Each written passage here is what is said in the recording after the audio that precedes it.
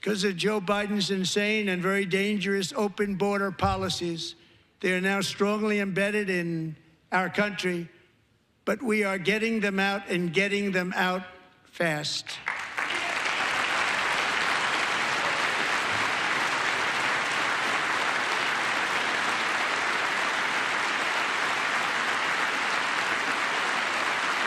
And I want to thank Tom Homan and Christy. I want to thank you and Paul of Border Patrol.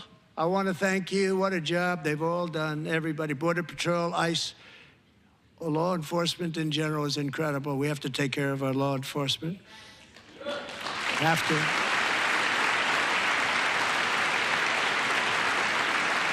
Last year,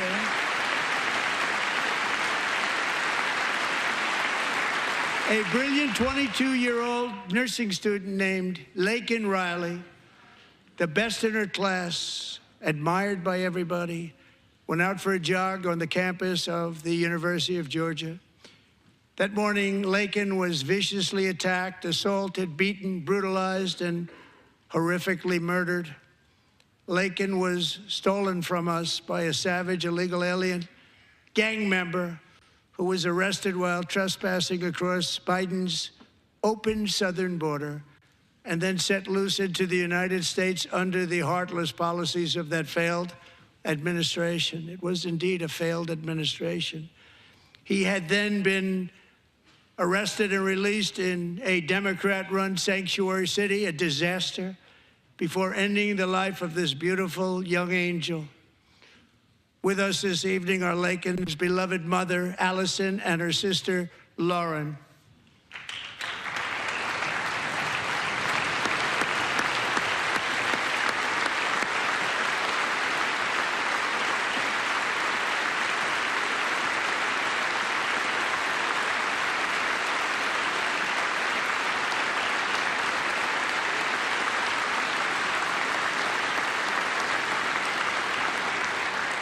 Last year, I told Laken's grieving parents that we would ensure their daughter would not have died in vain.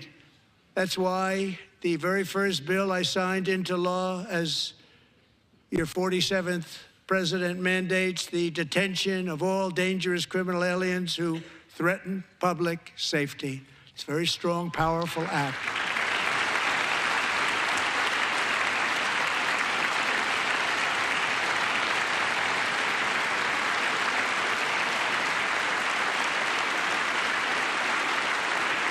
It's called the Laken Riley Act.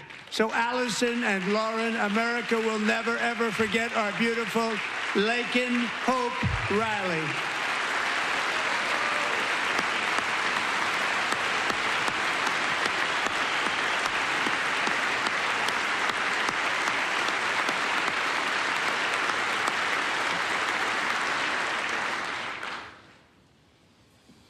Thank you very much. Since taking office, my administration has launched the most sweeping border and immigration crackdown in American history, and we quickly achieved the lowest numbers of illegal border crossers ever recorded. Thank you.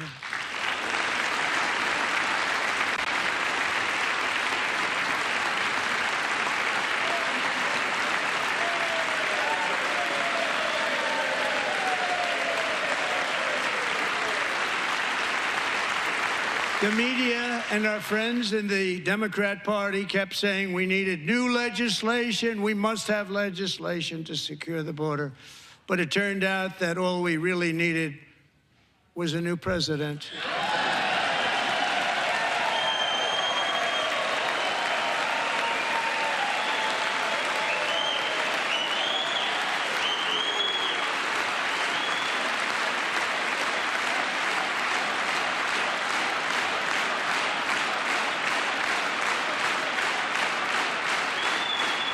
Thank you. Joe Biden didn't just open our borders, he flew illegal aliens over them to overwhelm our schools, hospitals, and communities throughout the country.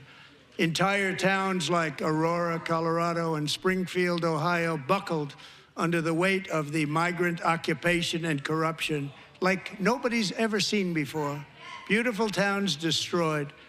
Now, just as I promised in my inaugural address, we are achieving the great liberation of America.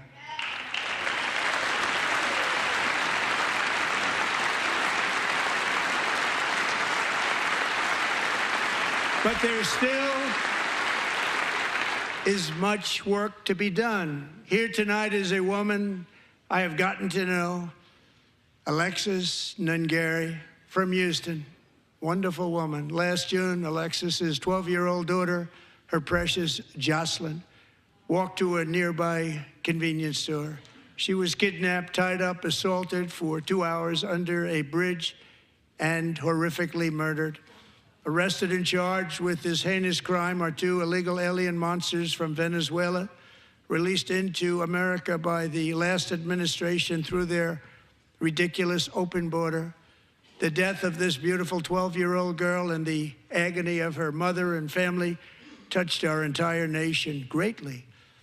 Alexis, I promised that we would always remember your daughter, your magnificent daughter, and earlier tonight, I signed an order keeping my word to you. One thing I have learned about Jocelyn is that she loved animals so much. She loved nature. Across Galveston Bay, from where Jocelyn lived in Houston, you will find a magnificent national wildlife refuge, a pristine, peaceful, 34,000-acre sanctuary for all of God's creatures on the edge of the Gulf of America. Alexis, moments ago, I formally renamed that refuge in loving memory of your beautiful daughter, Jocelyn. So, Mr. Vice President, if you would, may I have the order?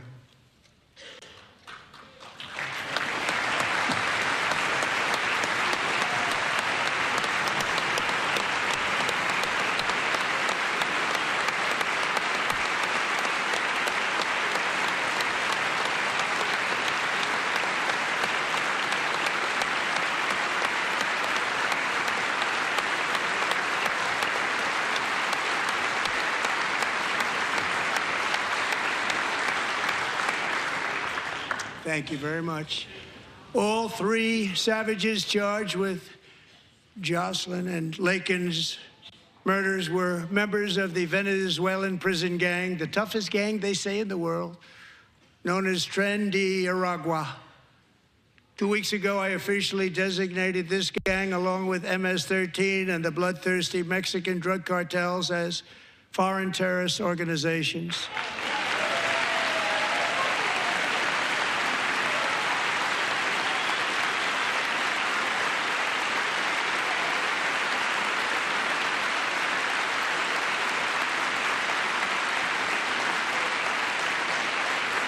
They are now officially in the same category as ISIS, and that's not good for them. Countless thousands of these terrorists were welcomed into the U.S. by the Biden administration. But now every last one will be rounded up and forcibly removed from our country, or, if they're too dangerous, put in jails, standing trial in this country, because we don't want them to come back ever. With us this evening is a warrior on the front lines of that battle, Border Patrol Agent Roberto Ortiz. Great guy.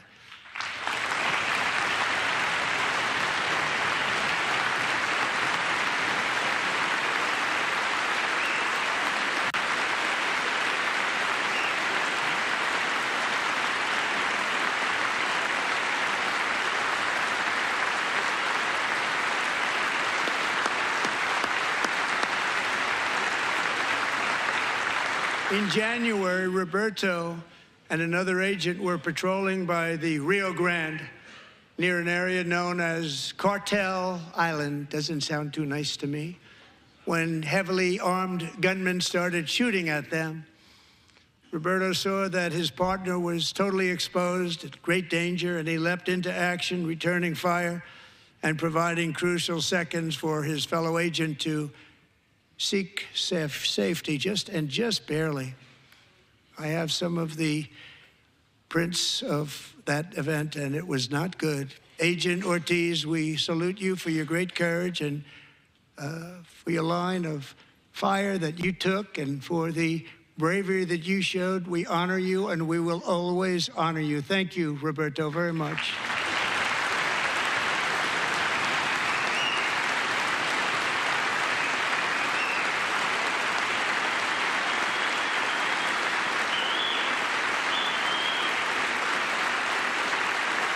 Thank you, Roberto.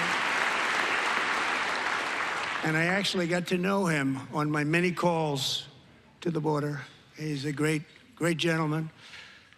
The territory to the immediate south of our border is now dominated entirely by criminal cartels that murder, rape, torture, and exercise total control. They have total control over a whole nation, posing a grave threat to our national security.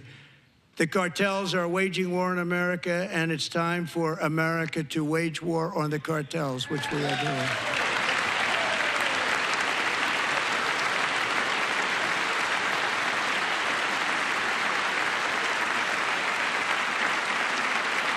Five nights ago, Mexican authorities, because of our tariff policies being imposed on them, think of this, handed over to us 29 of the biggest cartel leaders in their country. That has never happened before. They want to make us happy. First time ever. But we need Mexico and Canada to do much more than they've done, and they have to stop the fentanyl and drugs pouring into the USA. They're going to stop it.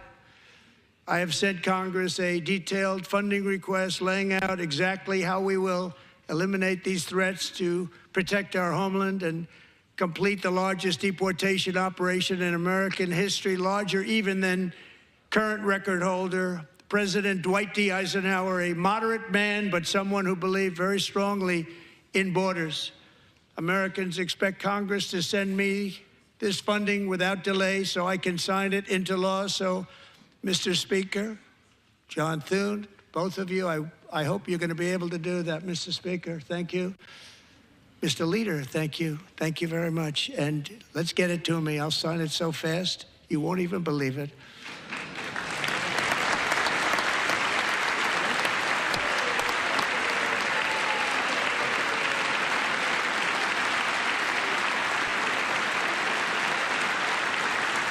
And as we reclaim our sovereignty, we must also bring back law and order to our cities and towns.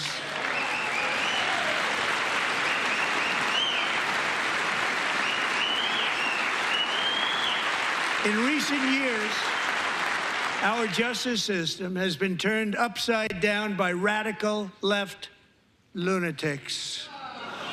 Many jurisdictions virtually ceased enforcing the law against dangerous repeat offenders while weaponizing law enforcement against political opponents like me.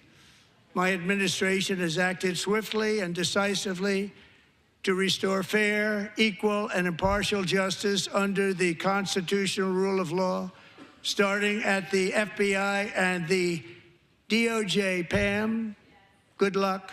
Cash, wherever you may be, good luck. Good luck. Pam Bondi. Good luck. So important. Going to do a great job. Cash, thank you. Thank you, Cash.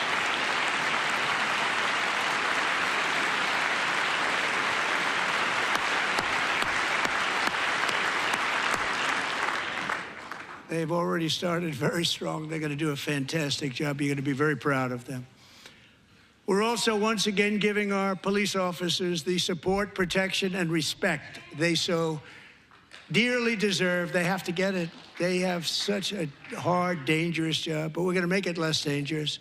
The problem is the bad guys don't respect the law, but they're starting to respect it, and they soon will respect it. This also includes our great fire departments throughout the country. Our firemen and women are unbelievable people, and I will never forget them. And besides that, they voted for me in record numbers, so I have no choice.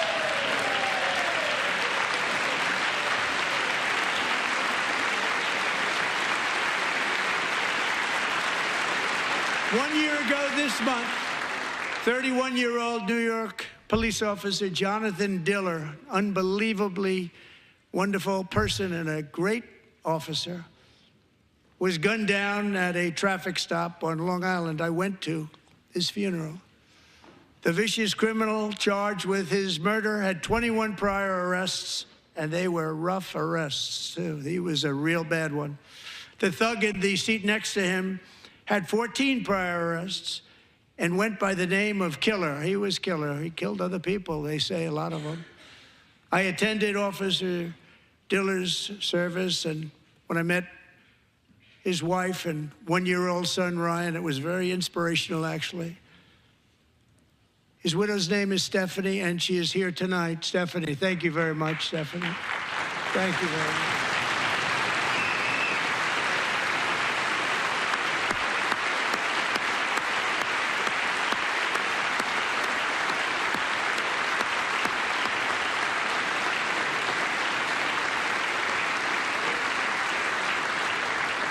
Stephanie, we're going to make sure that Ryan knows his dad was a true hero, New York's finest, and we're going to get these cold-blooded killers and repeat offenders off our streets, and we're going to do it fast. Got to stop it. They get out with 28 arrests. They push people into subway trains. They hit people over the head, back of the head with baseball bats. We got to get them out of here. I've already signed an executive order requiring a mandatory death penalty for anyone who murders a police officer. And tonight I'm asking Congress to pass that policy into permanent law.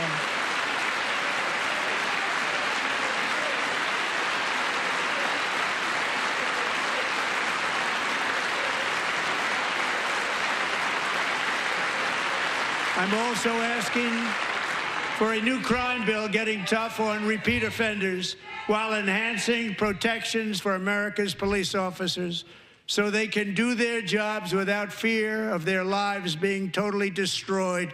They don't want to be killed. We're not going to let them be killed. Joining us in the gallery tonight is a young man who truly loves our police. His name is DJ Daniel. He is 13 years old, and he has always dreamed of becoming a police officer.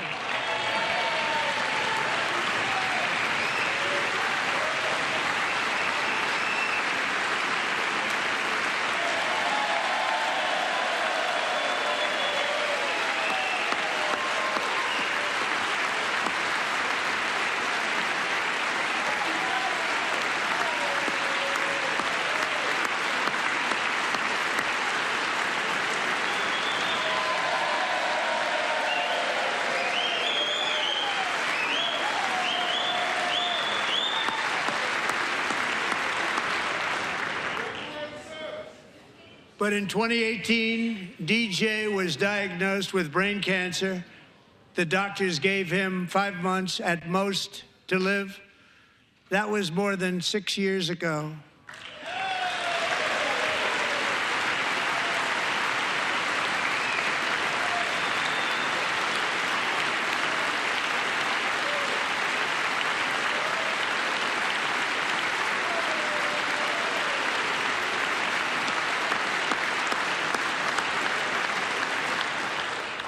Since that time, DJ and his dad have been on a quest to make his dream come true, and DJ has been sworn in as an honorary law enforcement officer, actually a number of times. The police love him, the police departments love him. And tonight, DJ, we're going to do you the biggest honor of them all. I am asking our new Secret Service Director, Sean Curran, to officially make you an agent of the United States Secret Service.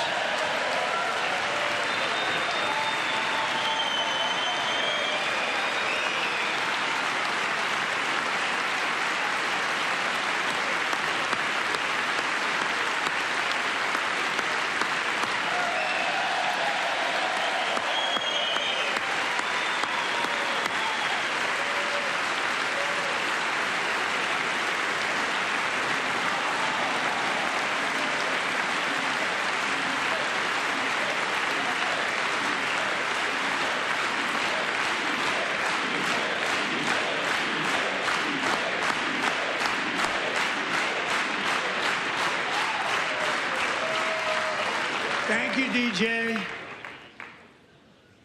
DJ's doctors believe his cancer likely came from a chemical he was exposed to when he was younger. Since 1975, rates of child cancer have increased by more than 40%. Reversing this trend is one of the top priorities for our new presidential commission to make America healthy again, chaired by our new Secretary of Health and Human Services, Robert F. Kennedy, Jr.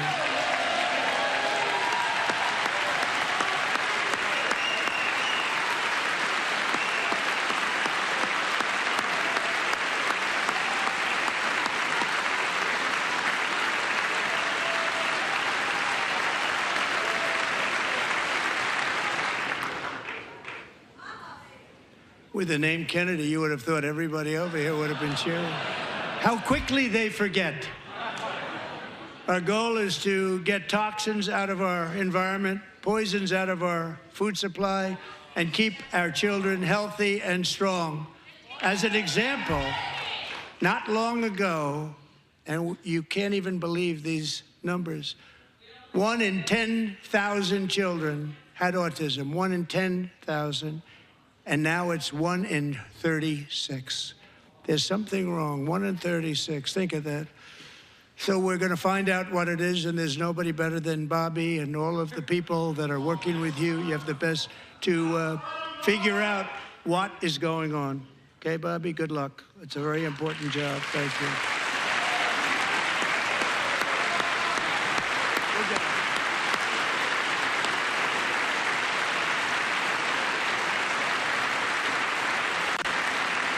Thank you. My administration is also working to protect our children from toxic ideologies in our schools. A few years ago, January, Little John and her husband discovered that their daughter's school had secretly, socially transitioned their 13-year-old little girl. Teachers and administrators conspired to deceive January and her husband while encouraging her daughter to use a new name and pronouns. They, them pronoun, actually, all without telling January, who is here tonight and is now a courageous advocate against this form of child abuse. January, thank you. Thank you. Thank you very much.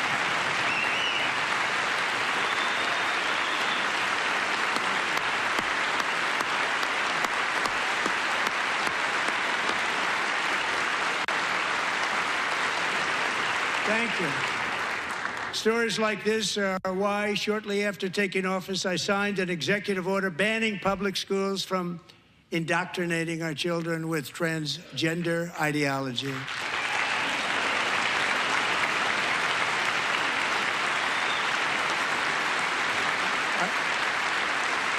I also signed an order to cut off all taxpayer funding to any institution that engages in the sexual mutilation of our youth.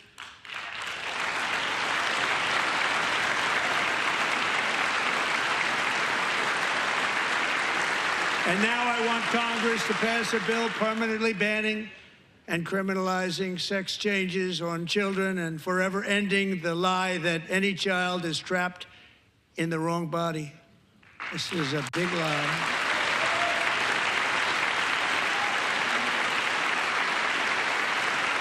And our message to every child in America is that you are perfect exactly the way God made you.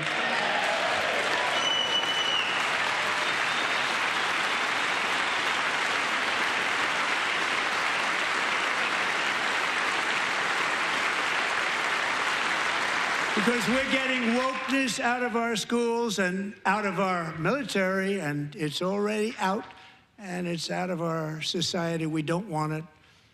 Wokeness is trouble. Wokeness is bad. It's gone. It's gone. And we feel so much better for it, don't we? Don't we feel better?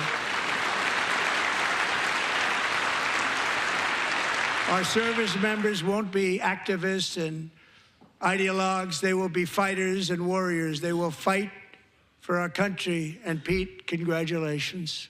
Secretary of Defense, congratulations.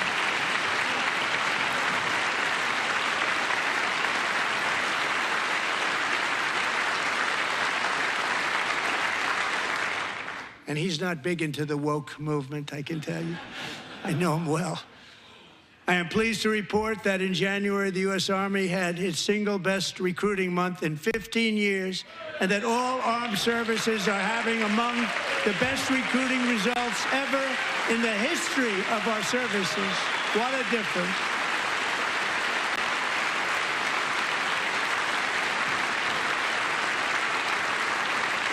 And you know, it was just a few months ago where the results were exactly the opposite. We couldn't recruit anywhere. We couldn't recruit. Now we're having the best results just about that we've ever had. What a tremendous turnaround. It's really a beautiful thing to see.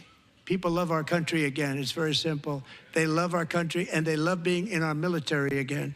So it's a great thing, and thank you very much. Great job. Thank you.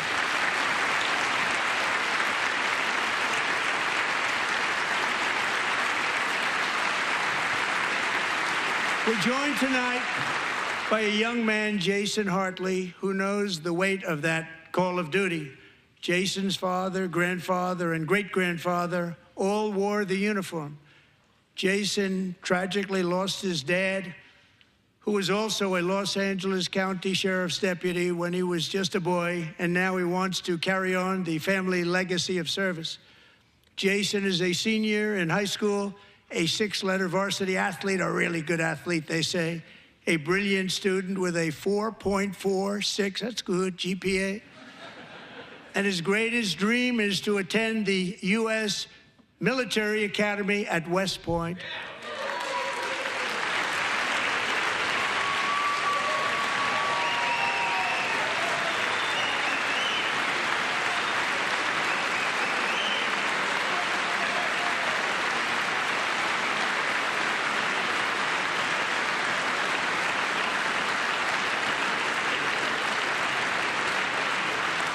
And Jason, that's a very big deal getting in. That's a hard one to get into. But I'm pleased to inform you that your application has been accepted. You will soon be joining the Corps of Cadets.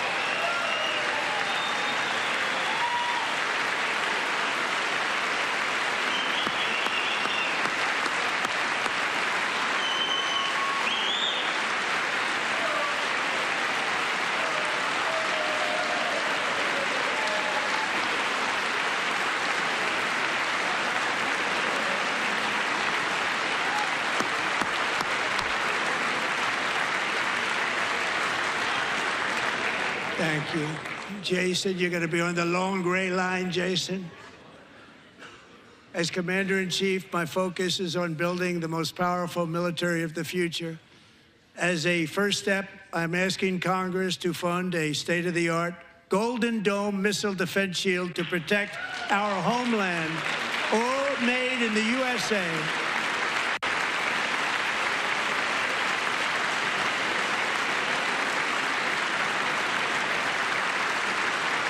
And Ronald Reagan wanted to do it long ago, but the technology just wasn't there, not even close. But now we have the technology. It's incredible, actually.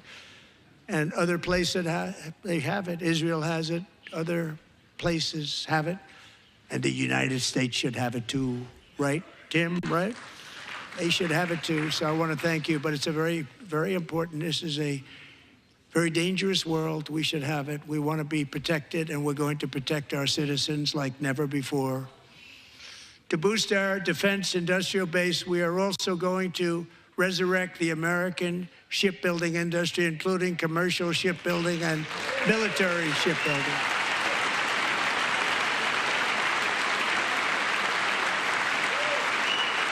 And for that purpose, I am announcing tonight that we will create a new Office of Shipbuilding in the White House and offer special tax incentives to bring this industry home to America where it belongs. We used to make so many ships. We don't make them anymore very much, but we're going to make them very fast, very soon. It will have a huge impact. To further enhance our national security, my administration will be reclaiming the Panama Canal, and we've already started doing it.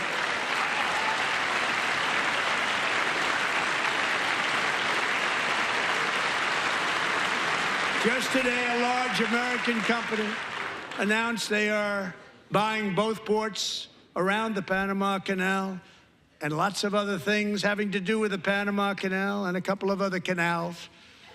The Panama Canal was built by Americans for Americans, not for others, but others could use it. But it was built at tremendous cost of American blood and treasure. 38,000 workers died building the Panama Canal. They died of malaria. They died of snake bites and mosquitoes. Not a nice place to work. They paid them very highly to go there, knowing there was a 25% chance that they would die. The most expensive project also that was ever built in our country's history, if you bring it up to modern day costs. It was given away by the Carter administration for $1, but that agreement has been violated very severely. We didn't give it to China. We gave it to Panama, and we're taking it back.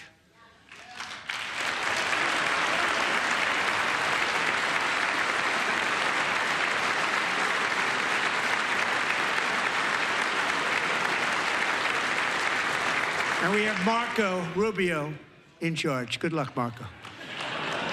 Now, we know who to blame if anything goes wrong. Marco's been amazing, and he's going to do a great job. Think of it, he got 100 votes. You know, he was approved with actually 99, but the 100th was this gentleman, and I feel very certain. So let's assume he got 100 votes, and I'm either very, very happy about that or I'm very concerned about it. But he's already proven. I mean, he's a great gentleman. He's respected by everybody, and we appreciate you voting for Marco. He's going to do a fantastic job. Thank you. Thank you. He's doing a great job. Great job. And I also have a message tonight for the incredible people of Greenland. We strongly support your right to determine your own future. And if you choose, we welcome you into the United States of America. We need Greenland for national security and even international security, and we're working with everybody involved to try and get it. But we need it really for international world security, and I think we're going to get it. One way or the other, we're going to get it.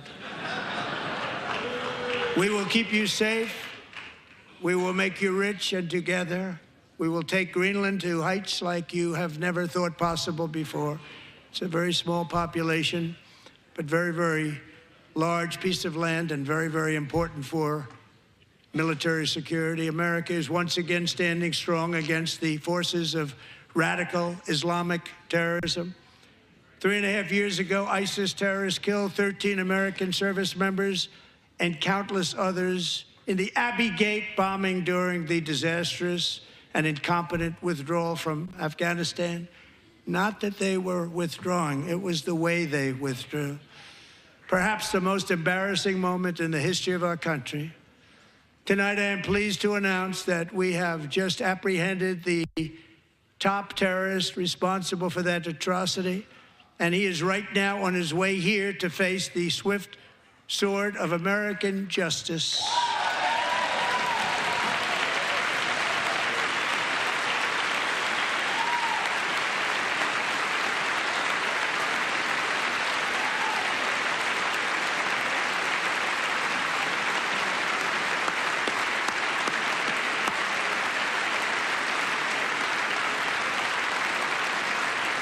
And I want to thank especially the government of Pakistan for helping arrest this monster. This was a very momentous day for those 13 families who I actually got to know very well, most of them, whose children were murdered, and the many people that were so badly, over 42 people, so badly injured on that fateful day in Afghanistan. What a horrible day. Such incompetence was shown.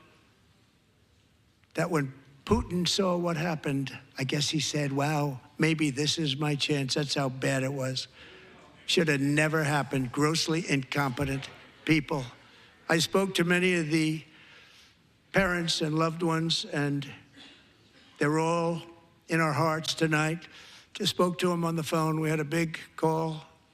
Every one of them called, and Everybody was on the line, and they did nothing but cry with happiness. They were very happy, as happy as you can be under those circumstances. Their child, brother, sister, son, daughter, was killed for no reason whatsoever. In the Middle East, we're bringing back our hostages from Gaza.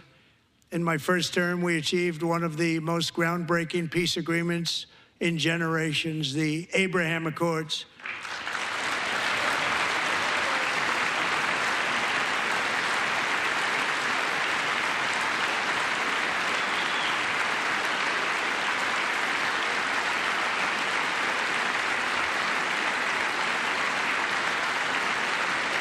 And now we're going to build on that foundation to create a more peaceful and prosperous future for the entire region. A lot of things are happening in the Middle East. People have been talking about that so much lately with everything going on with Ukraine and Russia.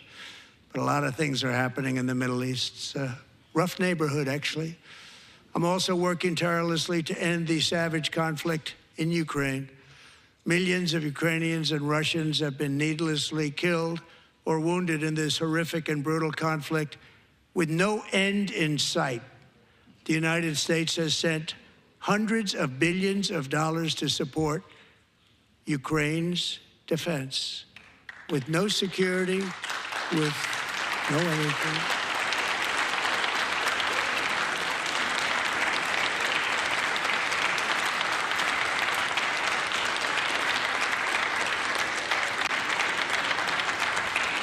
Do you want to keep it going for another 5 years?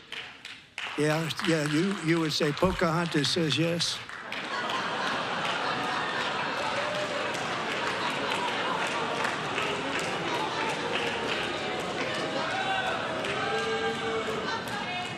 $2,000 people are being killed every single week.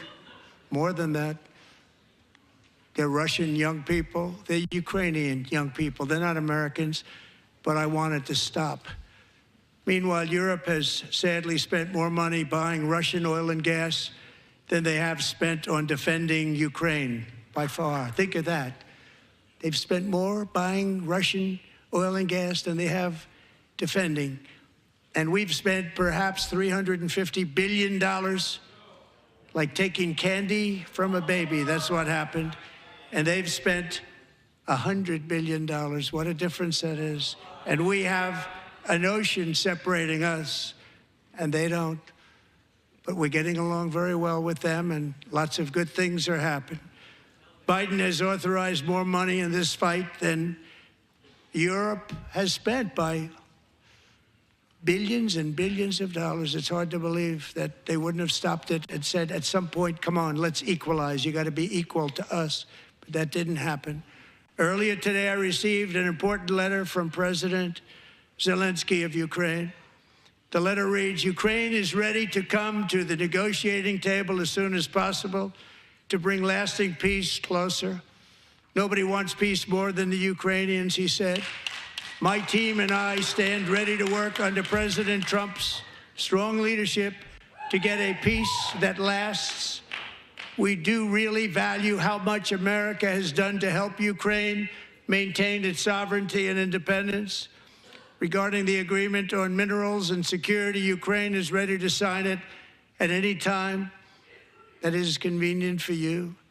I appreciate that he sent this letter, just got it a little while ago. Simultaneously, we've had serious discussions with Russia and have received strong signals that they are ready for peace. Wouldn't that be beautiful? Wouldn't that be beautiful?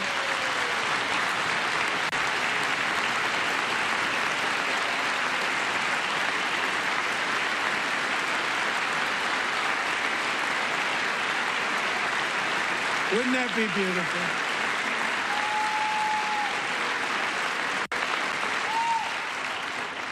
It's time to stop this madness. It's time to halt the killing. It's time to end this senseless war. If you want to end wars, you have to talk to both sides. Nearly 4 years ago, amid rising tensions, a history teacher named Mark Fogel was detained in Russia and sentenced to 14 years in a penal colony. Rough stuff. The previous administration barely lifted a finger to help him. They knew he was innocent, but they had no idea where to begin. But last summer, I promised his 95-year-old mother, Malphine, that we would bring her boy safely back home. After 22 days in office, I did just that, and they are here tonight.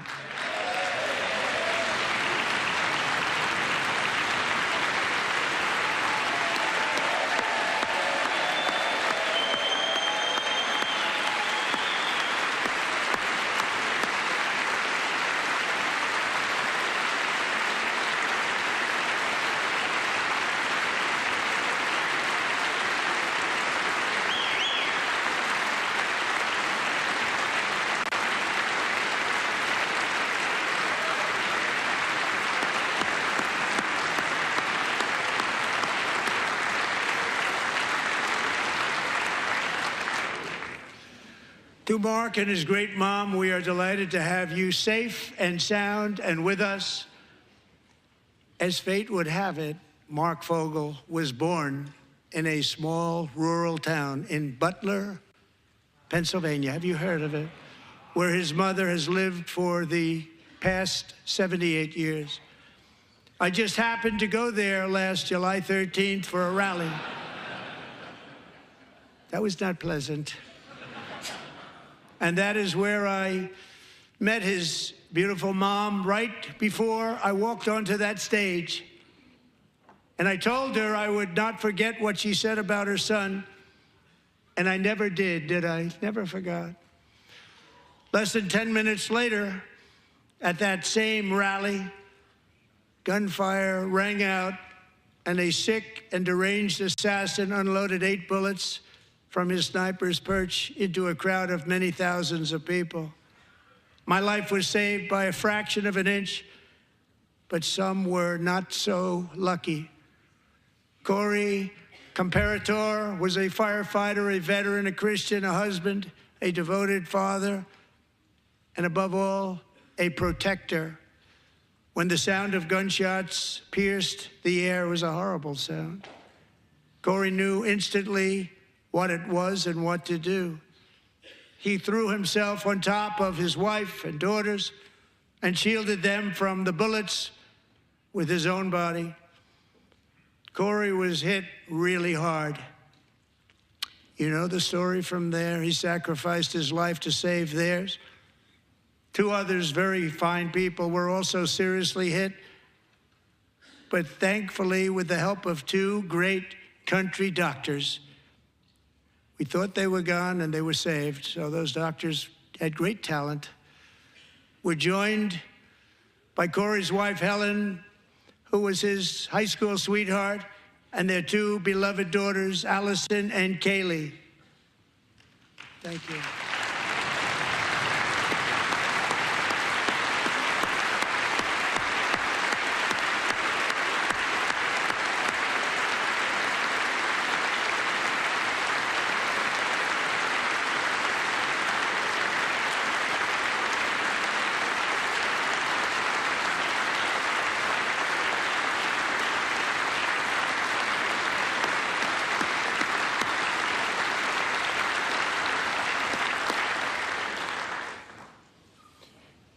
To Helen, Allison, and Kaylee, Corey is looking down on his 3 beautiful ladies right now, and he is cheering you on. He loves you. He is cheering you on. Corey was taken from us much too soon, but his destiny was to leave us all with a shining example of the selfless devotion of a true American patriot. It was love like Corey's that built our country, and it's love like Corey's that is going to make our country more majestic than ever before. I believe that my life was saved that day in Butler for a very good reason. I was saved by God to make America great again. I believe that. Thank you. Thank you.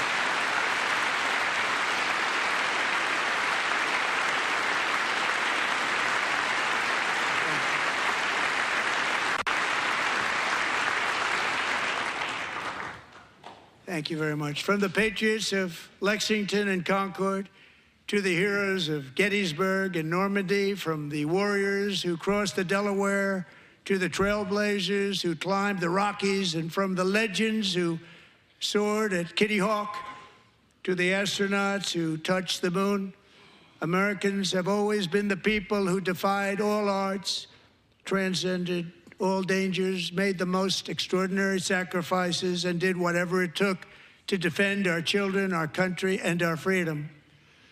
And as we have seen in this chamber tonight, that same strength, faith, love, and spirit is still alive and thriving in the hearts of the American people.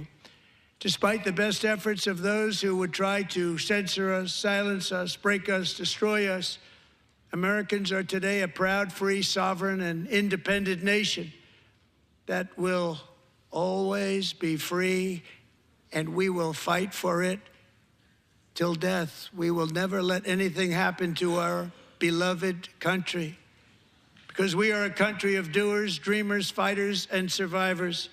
Our ancestors crossed a vast ocean, strode into the unknown wilderness, and carved their fortunes from the rock and soil of a perilous and very dangerous frontier. They chased our destiny across a boundless continent.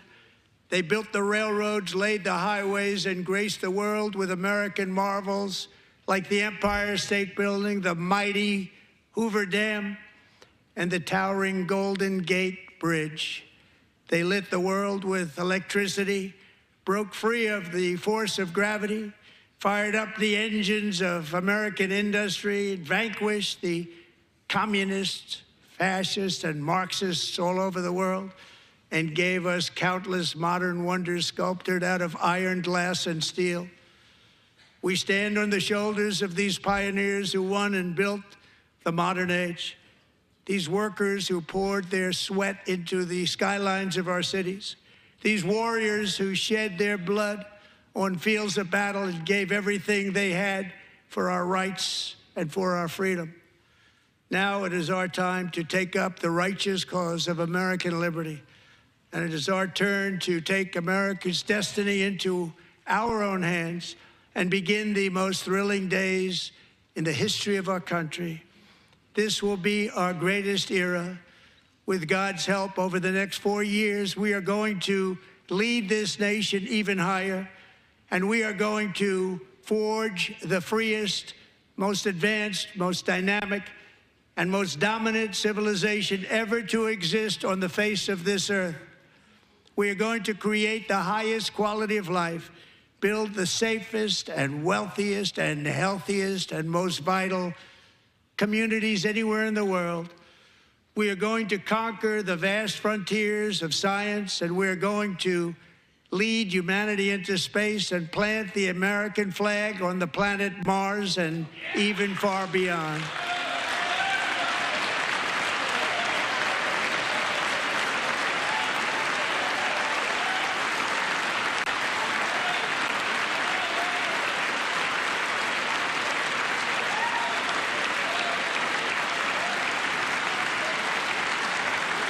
And through it all, we are going to rediscover the unstoppable power of the American spirit. And we are going to renew unlimited promise of the American dream. Every single day, we will stand up and we will fight, fight, fight for the country our citizens believe in and for the country our people deserve.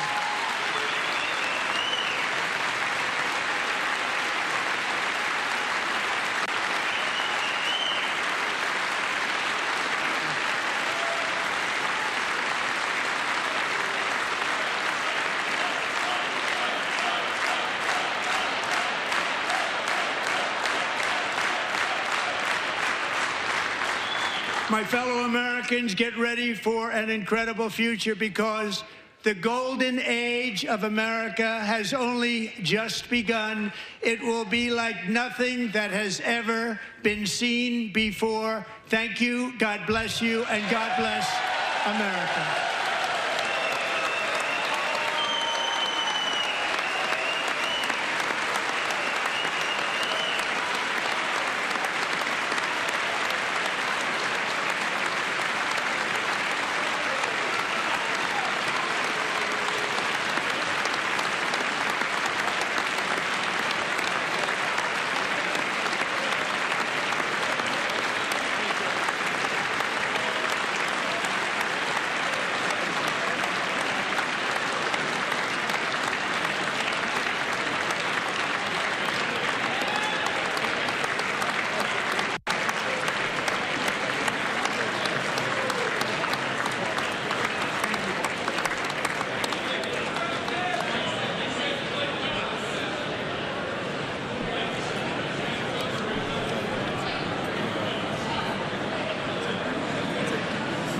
Thank you very much. Great job.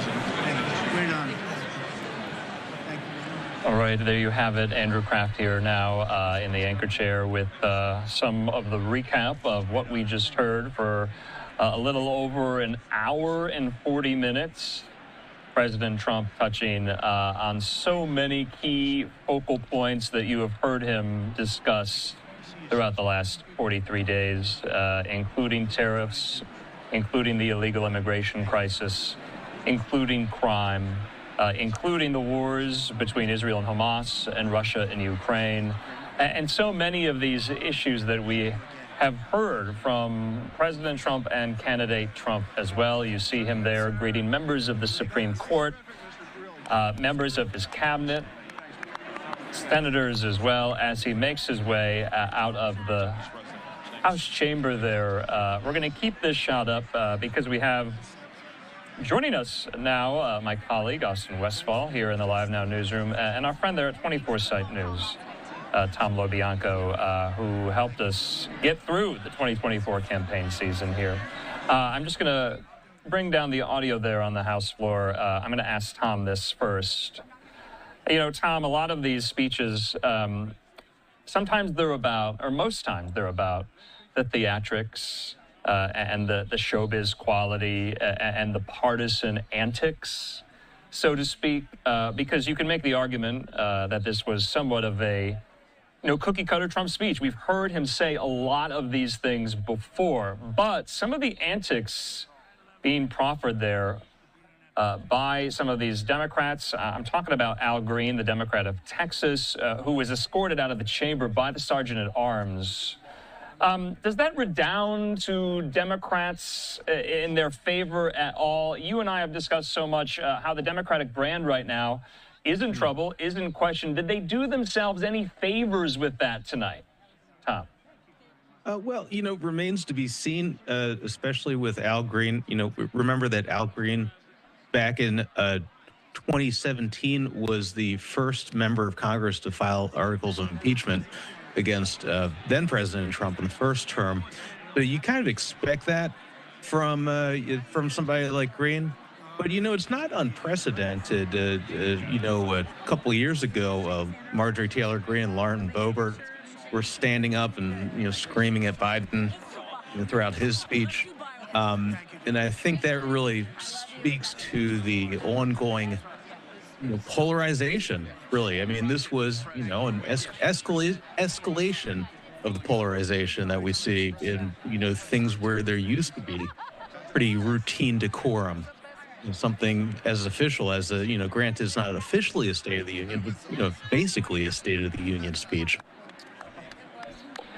Tom, there were a few moments, though, and I have been covering and following these types of speeches for a long time, that I have never seen before. One was the president signing, or at least showing, a signed executive order to the audience before him. Hadn't seen that before. But also, and correct me if I'm wrong here, I know you're a student of history, had never seen before the Speaker of the House gavel the chamber into order, or at least try to, pausing the president's speech. I mean, that was very, very different. Yeah, I mean, look, the escalation all around here is remarkable. I'm pretty sure that was Madeline Stansberry who was holding up that sign as he walked in that said, "This is not normal." He's on the House DOJ subcommittee, the House Oversight Committee. She used to be in the Obama White House as a budget staffer. I mean, there's so many facets of this that were heightened, increased over, what we've seen before. And I think you also have to take that in context of what the first month and a half have been like. I mean, look, for everything that was stated inside the room, there was a lot that was not talked about. You heard the Democrats yelling about the January 6 convicts who were pardoned repeatedly. So everything is incredibly heightened. And this also comes within the context of there's a government shutdown potential. These are all the folks that are going to have to vote on that before March 14th, about, 9 days from now. 10. I mean, the tensions are running incredibly high. We're going to keep these shots up. Remember, we're getting a Democratic rebuttal very, very soon here from Michigan Democratic Senator, the freshman Alyssa Slotkin. So bear with us here. If you are watching, just want to come on camera to introduce everyone who is here, because we know a lot of you have been watching. Myself, Andrew Kraft, Tom Lobianco there with 24 Site News, and Austin Westwell, my colleague here in the Live Now newsroom. Austin, questions for Tom? You know, we watch so many speeches with you, Tom, and I like to ask this question and take kind of a political science 101 perspective with things. What's the point of, I mean, I'm not going to call it a State of the Union speech. This is not officially a State of the Union speech. But what is the point of a speech to a joint session of Congress, and do we think Trump achieved it today? Well, you know, you have to look at it, you know, standing back from the, you know, the partisanship of everything. You know, clearly he is the P.T. Barnum of this moment in American politics. I mean, you know, having the guest, the presentation of the guests, Laken Riley family throughout, recognizing her family, the Convertories from Butler, Pennsylvania, the young child who suffering from brain cancer, who he apparently granted, you know, service with the Secret Service. He did a masterful job at that. And he understands, I mean, you know, look, this is someone who talks about a former president and current president now, who talks about an era in American politics when with McKinley. And, you know, it was right after McKinley when we had Teddy Roosevelt, who, you know, crafted the idea of the bully pulpit. And here he is using it incredibly effectively. And now, you know, the thing I'm going to be watching for is how many people tuned in. All right. I saw Live Now numbers look great. You know, I mean, it's like election night almost. So we got to see how much of America tuned in for this. How much does it resonate? And, you know, for the opposition here, for the minority party, for the Democrats, you know, did any of their tactics work as well? And ultimately, Tom, what we're going to be waiting for next year is the Democrats' official response. So you say that, and we are going to be hearing from the Democrats in a moment here. If I may ask the same question, what's going to be the point of a Democratic rebuttal, and how are they going to be going to be able to accomplish their goal? Yeah, Democrats really have to chart a way forward here. You know, my 24 Site News colleague and very first 24 Site News intern, Kaylee Clausing, and I have been doing some reporting on the Virginia state elections. That will be the first big test of the national sentiment, you know, in this second Trump term.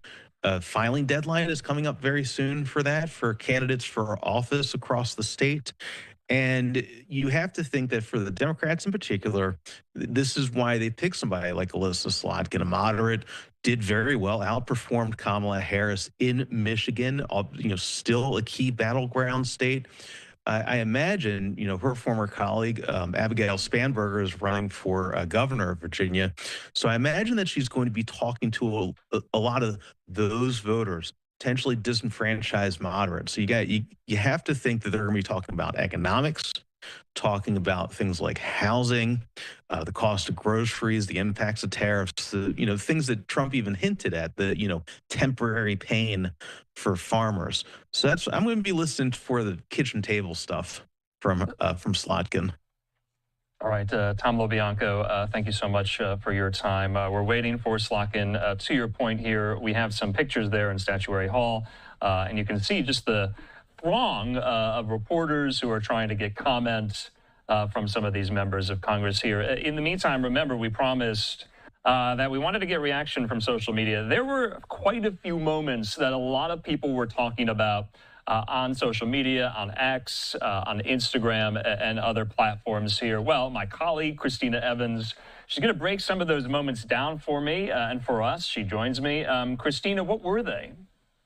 Yeah, Andrew, like we said before this whole thing started, we saw how folks were talking ahead of course, this big night. But it's really interesting to see what happened on social media, as you just said, as the speech was happening live. We were getting some of this reaction. You can see no shortage of reaction, I should say, in particular, but it was certain moments that really stuck out. And as folks have been talking about online, a lot of that centers around the executive order that was made tonight by President Trump. I want to put this up on your screen from Senator Ted Cruz, the Republican from Texas, saying Jocelyn Nungaray will never be forgotten. Justice for Jocelyn. So if you weren't aware, what happened there during the speech, Trump did rename the wildlife refuge there that was formerly named. All right, and Christina, we are sorry there. We do have Alyssa Laken. We have to get out to the Democratic rebuttal. The senator from Michigan. Let's listen.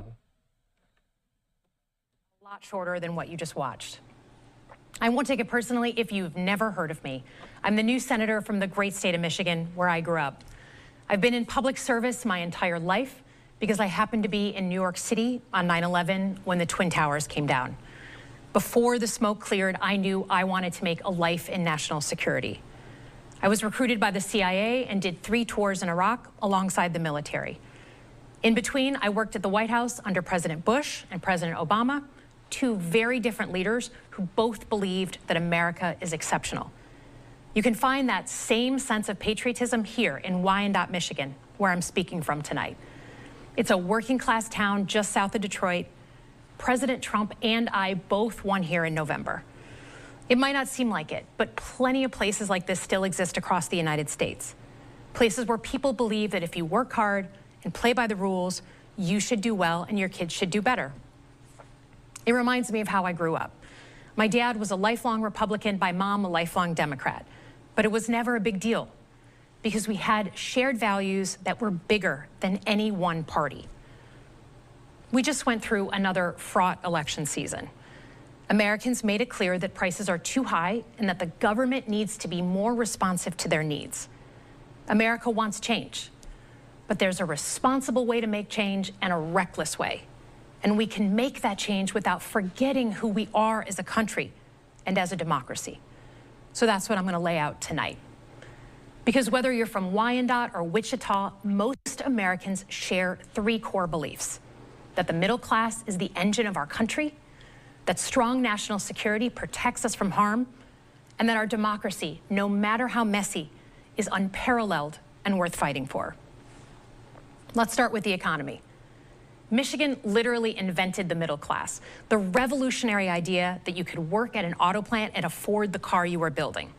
That's the American dream. And in order to expand and protect the middle class, we have to do a few basic things. We need to bring down the price of things we spend the most money on: groceries, housing, healthcare. We need to make more things in America with good-paying union jobs and bring our supply chains back home from places like China. We need to give American businesses the certainty they need to invest and create the jobs of the future. And we need a tax system that's fair for people who don't happen to make $1 billion. Look, the president talked a big game on the economy, but it's always important to read the fine print. So, do his plans actually help Americans get ahead? Not even close. President Trump is trying to deliver an unprecedented giveaway to his billionaire friends. He's on the hunt to find trillions of dollars to pass along to the wealthiest in America. And to do that, he's going to make you pay in every part of your life. Grocery and home prices are going up, not down, and he hasn't laid out a credible plan to deal with either of those. His tariffs on allies like Canada will raise prices on energy, lumber, and cars, and start a trade war that will hurt manufacturing and farmers. Your premiums and prescriptions will cost more because the math on his proposals doesn't work without going after your health care. Meanwhile, for those keeping score, the national debt is going up, not down. And if he's not careful, he could walk us right into a recession. And one more thing. In order to pay for his plan, he could very well come after your retirement, the Social Security, Medicare, and VA benefits you worked your whole life to earn. The president claims he won't, but Elon Musk just called Social Security the biggest Ponzi scheme of all time. While we're on the subject of Elon Musk, is there anyone in America who is comfortable with him and his gang of 20-year-olds using their own computer servers to poke through your tax returns, your health information, and your bank accounts? No oversight, no protections against cyber attack, no guardrails on what they do with your private data. We need a more efficient government. You want to cut waste? I'll help you do it. But change doesn't need to be chaotic or make us less safe. The mindless firing of people who work to protect our nuclear weapons, keep our planes from crashing, and conduct the research that finds the cure for cancer, only to rehire them 2 days later, no CEO in America could do that without being summarily fired. Okay, so we've talked about economic security. How about national security? Let's start with the border. As someone who spent my whole career protecting our homeland, every country deserves to know who and what is coming across its border, period. Democrats and Republicans should all be for that. But securing the border without actually fixing our broken immigration system is dealing with the symptom and not the disease. America is a nation of immigrants. We need a functional system keyed to the needs of our economy that allows vetted people to come and work here legally. So I look forward to the president's plan on that. Because here's the thing. Today's world is deeply interconnected. Migration, cyber threats, AI, environmental destruction, terrorism. One nation cannot face these issues alone. We need friends in all corners, and our safety depends on it. President Trump loves to say peace through strength. That's actually a line he stole from Ronald Reagan. But let me tell you, after the spectacle that just took place in the Oval Office last week, Reagan must be rolling in his grave. We all want an end to the war in Ukraine, but Reagan understood that true strength required America to combine our military and economic might with moral clarity. And that scene in the Oval Office wasn't just a bad episode of reality TV. It summed up Trump's whole approach to the world. He believes in cozying up to dictators like Vladimir Putin and kicking our friends like the Canadians in the teeth. He sees American leadership as merely a series of real estate transactions. As a Cold War kid, I'm thankful it was Reagan and not Trump in office in the 1980s. Trump would have lost us the Cold War. Donald Trump's actions suggest that in his heart, he doesn't believe we're an exceptional nation. He clearly doesn't think we should lead the world. Look, America is not perfect, but I stand with the majority of Americans who believe we are still exceptional, unparalleled. And I would rather have American leadership over Chinese or Russian leadership any day of the week. Because for generations, America has offered something better. Our security and our prosperity, yes, but our democracy, our very system of government, has been the aspiration of the world. And right now, it's at risk. It's at risk when the president decides you can pick and choose what rules you want to follow, when he ignores court orders and the Constitution itself, or when elected leaders stand by and just let it happen.